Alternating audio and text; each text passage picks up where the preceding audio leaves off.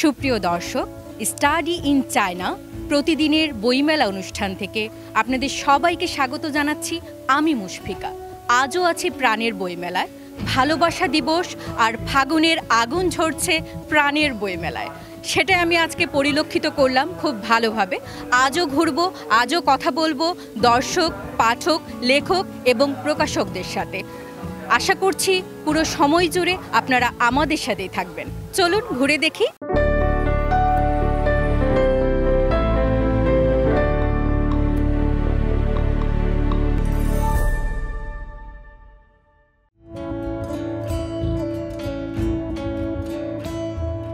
বইমেলায় আমি এক তরুণ লেখকের সাথে আছি দাঁড়িয়ে। তার নাম হচ্ছে শাহিন সালমান। নামটাই আমার খুব পছন্দ হয়েছে। আর তার যে লেখা বইটা ছড়া বুলেট, এটা তার প্রথম বই। এত নাম থাকতে কেন আপনি ছড়া বুলেট নাম দিয়েছেন? বুলেট যেমন ছোট হয়, কিন্তু এই ছোট বুলেট মানুষের বুকটাকে ঝাঁঝরা করে দেয়, ঠিক তেমনি আমার পরিকল্পনা ছিল এমন যে ছড়াটাও হবে অনেক ছোট, কিন্তু এই ছোট ছড়াটাই যারা বিরুদ্ধবাদী, দেশ, জনগণ এবং ধর্মবিদ্বেষী যারা, তাদের বুকটা যেন ঝাঁঝরা করে দেয় এমন প্রতিবাদী অনুছড়ার একটা সংকলন। আমি এখন একজন প্রকাশকের সাথে কথা বলবো।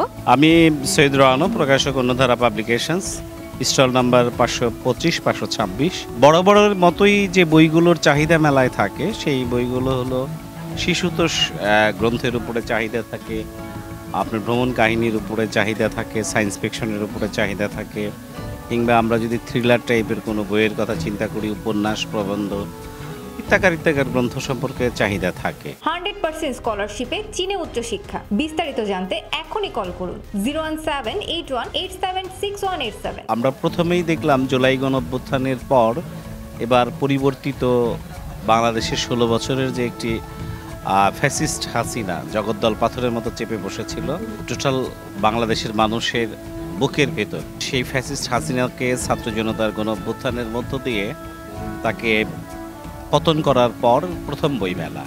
এই বইমেলাটি সবাই প্রাণের উচ্ছ্বাস মেলে স্বাধীনতা, মত প্রকাশের স্বাধীনতা, বাক প্রকাশের স্বাধীনতা, কিংবা বিগত 16 বছরে যারা নির্যাতিত হয়েছে।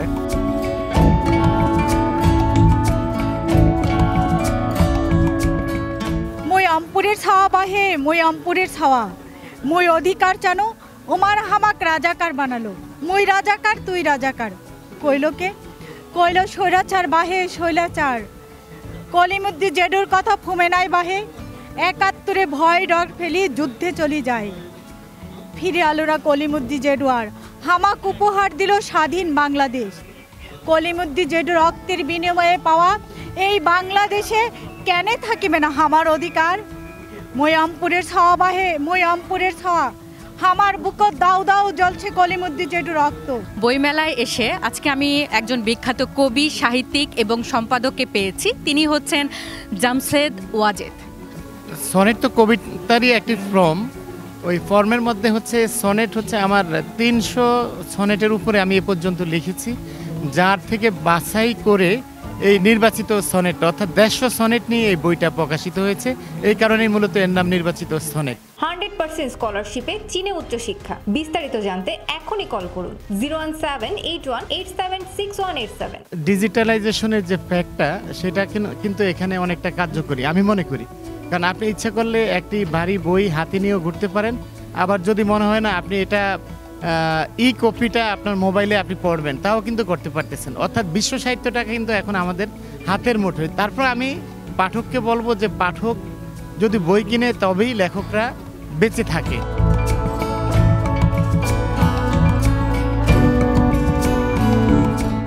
দীর্ঘ 16 বছর বাংলাদেশের শোষণ, নির্যাতন, নিপীড়ন, নিষ্পেষণ, দুর্নীতি, ভোটচুরি আমাদেরকে নাকাল করে ফেলেছিল, আমাদেরকে জাতি হিসেবে দুর্বল করে ফেলেছিল বিগত স্বৈরাচার শাসক ফেসিবাদীরা। আমাদের স্বাধীনতা, সার্বভৌমত্ব হুমকির মুখে পড়ে গিয়েছিল। সেটাকে রক্ষা করার জন্য বিগত রাজনৈতিক দলগুলো বিগত সময়ে অনেক আন্দোলন সংগ্রাম করে ব্যর্থ হয়েছে, তাদেরকে দাঁড়াতেই দেয়নি। কিন্তু স্বৈরাচার শাসক গোষ্ঠী বুঝতে পারে নাই দেশে এমন একটি কারিশমা ঘটে যাবে। 100% স্কলারশিপে চীনে উচ্চশিক্ষা। বিস্তারিত জানতে এখনই কল করুন 01781876187। ছাত্র জনতার যে অভ্যুত্থান, যে বিপ্লব, এটা আসলে অকল্পনীয় ছিল। এই বিপ্লবের ফলে আমরা এখন নতুনভাবে মুক্ত হয়েছি, দ্বিতীয় স্বাধীনতা বলা যায়। কারণ অনেকে প্রশ্ন করে যে দেশ তো স্বাধীন হয় একবার, এগুলো আমাদের জানতে হবে, বিশ্ব জানতে হবে। সিরিয়ার ইতিহাস আপনি জেনে দেখতে পারেন, সিরিয়া কিন্তু দুইবার স্বাধীন হয়েছে। 1945 সালে বা 46 সালে ফ্রান্সের উপনিবেশিক থেকে সিরিয়া মুক্ত হয়েছে। তারপরে আপনার সিরিয়া মিশরের সাথে মিশে গিয়ে আরব লীগ জুমহুরিয়াতের সাথে তারা একত্রিত হয়েছিল। সেখানে তারা গণভোটের মাধ্যমে আরো বিভিন্ন রকমের রাজনৈতিক ক্রিয়াকলাপের মাধ্যমে তারা 1962-63 দিকে সম্ভবত তারা পুনরায় তাদের আজাদী পুনরুদ্ধার করে।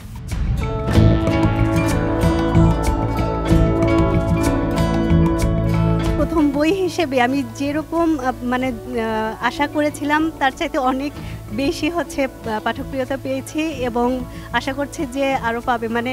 আমি আসার পর থেকে আসলে অটোগ্রাফ দিয়ে শেষ করতে পারছি না, প্রচুর বই যাচ্ছে। আপনি তো একজন নারী, নারী মানে আমাদেরকে অনেক কিছু ব্যালেন্স করতে হয়, সংসার, চাকরি, তার পড়ালেখা, তার সন্তান, সব কিছু মিলে আবার লেখা, এটা অনেক একটা কঠিন হয়ে যায়। এটা ব্যালেন্স করলেন কিভাবে? আসলে আমি লেখালেখি ছোটবেলা থেকেই করি, তো মাঝখানে আমার অনেক বছরের গ্যাপ পড়ে গিয়েছিল।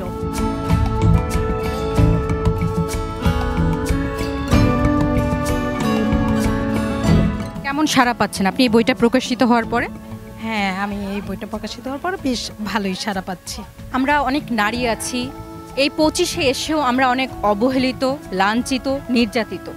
এই যে ঠিক আপনার মনের মানুষ যে কথাটা বলেছেন, এই মনের মানুষের দ্বারাই আমরা প্রতারিত, লাঞ্ছিত, নিপীড়িত। তো এরকম নিপীড়িত, লাঞ্ছিত নারীদের উদ্দেশ্যে আপনার কি পরামর্শ? না, আমার এখন পরামর্শ এটাই, যারা ভার্সিটি লেভেলে লেখাপড়া করছে বা যারা গৃহিণী আছে, তারা নিজেকে সতর্ক রাখতে হবে এবং তাদেরকে বুঝতে হবে যে আসলেও সত্যিকারের সে মনের মানুষ কিনা। কথায় বা কোনো রূপ ছলনায় না ভুলে নিজেকে বুঝতে হবে যে আসলে কি আমি ঠিক কাজটা করছি কিনা।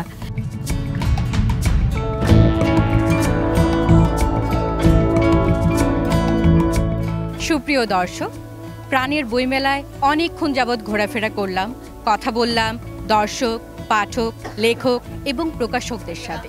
কথা বলে অনেক ভালো লেগেছে এবং তারা জানিয়েছে জুলাই গণ অভ্যুত্থানের পরে এটিই প্রথম বইমেলা, এবং তারা খুব ভালোভাবে সেই বইমেলা